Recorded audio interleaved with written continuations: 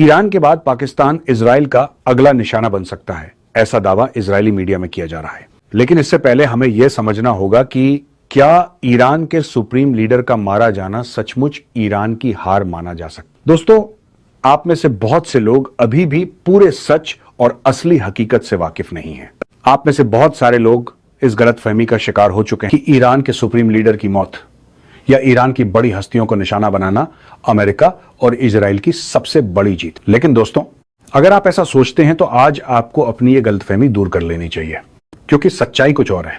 और जो सच्चाई मैं आपको बताने जा रहा हूं उसे सुनकर शायद आप भी हैरान रह जाएंगे।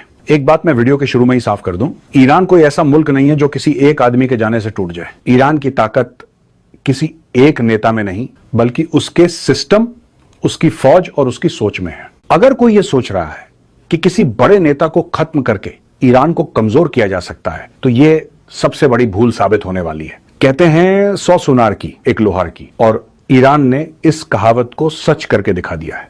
दुनिया के सबसे ताकतवर देश अमेरिका को भी मानना पड़ा कि ईरान का जवाब उम्मीद से कहीं ज्यादा मजबूत रहा। जरा एक मिनट के लिए सोचिए, दुनिया के सबसे ताकतवर देश का राष्ट्रपति यह कहने पर मजबूर हो जाए कि ईरान का रिएक्शन उम्मीद से ज्यादा खतरनाक है, तो हालात कितने गंभीर होंगे। और सवाल यह उठता है, ऐसा क्या हुआ कि अमेरिका को यह कहना पड़ा? वही अमेरिका जो कुछ दिन पहले तक यह कह रहा था कि ईरान की ईंट से ईंट बजा दी जाएगी, लेकिन आज पूरी दुनिया देख रही है कि असल में किसकी ईंट से ईंट बजी है। दोस्तों, आज अरब दुनिया का शायद ही कोई ऐसा इलाका बचा हो जहां ईरान की मिसाइलों की गूंज न सुनाई दी हो। ईरान ने अपने जवाबी हमलों में जिस रणनीति का इस्तेमाल किया, उसने पूरी दुनिया को हैरान कर दिया। सबसे पहले बात करते हैं बहरीन की। बहरीन में अमेरिका का सबसे बड़ा नौसैनिक अड्डा मौजूद है। यही वो अड्डा है जहां से अमेरिका समुद्र के रास्ते ईरान के खिलाफ सैन्य कार्रवाई की तैयारी कर रहा था। लेकिन ईरान ने जो कदम उठाया, उसने अमेरिका की पूरी योजना को हिला कर रख दिया। ईरान ने सीधे उसी अमेरिकी नौसैनिक अड्डे को निशाना बनाया। इतनी सटीक मिसाइल स्ट्राइक की गई कि अमेरिकी नौसेना को अरब सागर से पीछे हटना पड़ा। यह अमेरिका के लिए सिर्फ सैन्य झटका नहीं था, बल्कि एक बड़ा मनोवैज्ञानिक झटका भी था। इसके बाद ईरान ने अपनी मिसाइल रणनीति को और तेज कर दिया।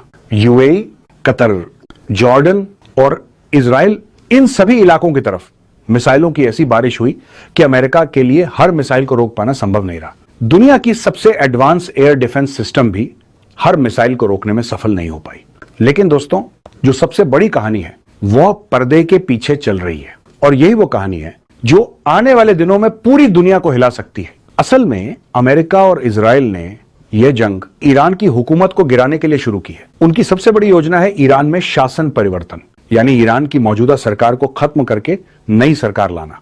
लेकिन यह योजना इतनी आसान नहीं है, क्योंकि ईरान की राजनीतिक व्यवस्था ऐसी है कि अगर कोई बड़ी हस्ती मारी भी जाती है तो तुरंत उसका उत्तराधिकारी उसकी जगह संभाल लेता है, यानी सिस्टम चलता रहता है। इसीलिए सिर्फ नेताओं को निशाना बनाकर ईरान को गिराना लगभग नामुमकिन है। और यही वजह है कि अमेरिका और इजराइल की पहली रणनीति अब असफल होती दिख रही है। अब सवाल उठता है, अगर शासन परिवर्तन नहीं हुआ तो आगे क्या होगा? दोस्तों, यहीं से शुरू होती है सबसे खतरनाक योजना। अमेरिका की नई रणनीति यह बताई जा रही है कि अगर ईरान में सरकार नहीं गिराई जा सकी तो ईरान की तेल की पूरी व्यवस्था को तबाह कर दिया जाएगा, सब कुछ निशाना बनाया जाएगा। योजना यह है कि जब ईरान की अर्थव्यवस्था टूटेगी तो ईरान की जनता खुद सड़कों पर आ जाएगी और फिर सरकार गिर जाएगी। अगर ऐसा हुआ तो इसका अंजाम इतना भयानक होगा कि पूरी दुनिया इसकी कीमत चुकाएगी, क्योंकि ईरान ने साफ संकेत दे दिया है, अगर उसकी तेल व्यवस्था पर हमला हुआ तो वह चुप नहीं बैठेगा। ईरान ने चेतावनी दी है कि अगर उसकी तेल सप्लाई रुकी तो पूरे मध्य पूर्व की तेल सप्लाई रुक जाएगी, यानी अरब देशों की तेल सुविधाएं भी सुरक्षित नहीं रहेंगी। अगर ईरान ने खाड़ी देशों की तेल सुविधाओं को निशाना बनाया तो दुनिया में तेल की सप्लाई अचानक कम हो जाएगी, और जब सप्लाई कम होगी तो कीमतें आसमान छू जाएंगी।